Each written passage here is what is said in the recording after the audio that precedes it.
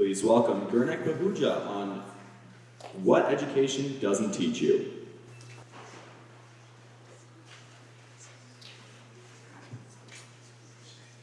What education doesn't teach you. Education. Education is arguably the single most important thing in the world. Education is what allows society to progress. Education is the world. Education is what's allowed us to go from the nomadic hunter-gatherers of the past to the prosperous civilization today. It's what's allowed us to progress. Education, but now before I talk about any issues with our education system, I want to acknowledge what it does well. Education teaches students various important skills, such as critical thinking, time management, and reasoning to allow them to become intellectuals. It also teaches various important subjects such as math, the sciences, language arts, and history. However, is this all that concerns our modern society? Are these the only topics that matter? And if there are other topics that matter, can we include them in our curriculum? Well, I believe we can. First off, why aren't topics such as finances, societal issues, and everyday tasks such as cooking taught at school? Why aren't the arts more heavily emphasized? Now, I know what you're thinking. Aren't high schoolers mandated to do a year of art to graduate? And they are. However, because art oftentimes hurts a high schooler's GPA, they're unmotivated to take these classes and find workarounds losing potential important life experiences. They do this because, what is going on? Because we focus so much on GPA. GPA is, for many high schoolers, GPA is the end-all be-all. It's a stat above all others. GPA is what defines who you were, it's what defines who you are. GPA is a number which defines the success of an individual. But focusing so much on one stat is never a good thing, especially when that stat is flawed. See, GPA divides classes into two categories: honors and AP classes and gen ed classes. But are classes really just easy or difficult? Is life really just black or white? Is there no gray area? Are there no classes that perhaps aren't difficult but aren't easy either? There are. Thus, I propose we use a more expansive GPA system, a system which accounts for a greater variety of classes. With this system, students will be more motivated to take classes that they want. They won't take classes just because it improves their GPA. Additionally, you'll notice I have a category in red titled Arts, PE, etc. Now, with these classes, I believe that we should crumple them up in a ball and throw them. Now, I don't think that they're unimportant. No, I think we should do that because they're important. Because these classes are so important, they shouldn't be factored into our GPA system. Students don't take these classes because it hurts their GPA. But if they're no longer factored into our GPA, would students take them? I believe they would. Now, 90% of high schoolers believe that getting good grades is very important. However, less than 10% of them think that it's important because of the value of learning. See, while it's great that high schoolers understand the importance of achievement, we're walking on a dangerous tightrope. See, high school is not a place to achieve, it's a place to learn. It's a place to find out your likes, your dislikes, your strengths, your weaknesses. It's a place to find you. High school is a place where you find what you want to do in the future. It's a place where you find your dreams and your goals. Okay, that's because the classes that you care about in the future will be the ones that stick with you in the future. So we should make sure that that we take the classes that we care about in high school. Another topic that high schools often fail to address is mental health. In many places, it's taboo to talk about them. If somebody asks how you're doing, you put on your mask and you say, I'm doing fine, I'm doing fine. Now, I want to focus your attention on the bottom two stats.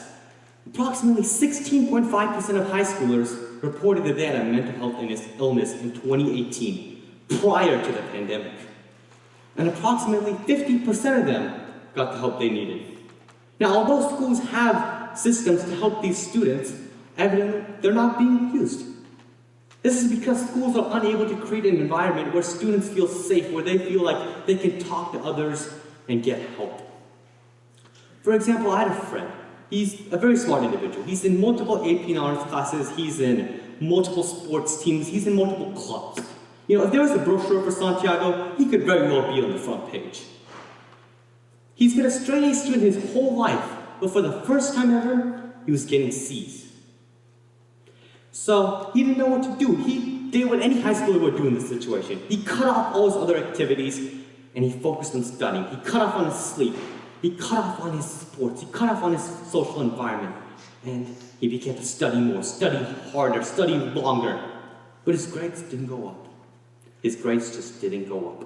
So he did something that many high schoolers are afraid to do. He asked his friends for help. He came to us and he asked us what he needs to do to improve his grades. Now, before I tell you what we advise him to do, does anybody have a guess? If this was your friend, what would you say? Just please shout it out. Study harder? That's not how it works, though. He tried studying harder, but it didn't work. See? No. We advise him to sleep. To sleep, it's something so simple anyone can do it, even a baby can do it. To sleep, how's that going to improve his grades? But he trusted us. He decided that he would sleep more. He began to focus more on his mental health. He began to focus more on himself. He became content with his life. And his grades went up. See, oh man, I don't know what happened. Anyways, high schools, you see, many people think that high schools teach us stuff, but high schools emphasize this thing that I like to call the blueprint for success. This blueprint tells us that we do good in high school, we'll do good in college, then we get to go to a job and we become what society views as successful. That's it, that's the end of the presentation, that's it, yay, let's go home. Why is no one clapping? Why is no one clapping? Well, I just told you the secret is happiness. That's because that's not happiness. Now, I'm going to go off on a little tangent here. There's this quote from James Baldwin that I want to talk about. James Baldwin essentially said that education and society are at odds with one another, that they can't coexist. He said that education strives to create individuals who point out issues in society and seek to correct them. But society, it just wants individuals who put their head down, do their job, do as they're told. You see, education teaches us what to think, not how to think. We learn that Hitler used propaganda during the Holocaust, but we don't learn what type of propaganda he used. We learn the definition of propaganda, but not how to discern what it is.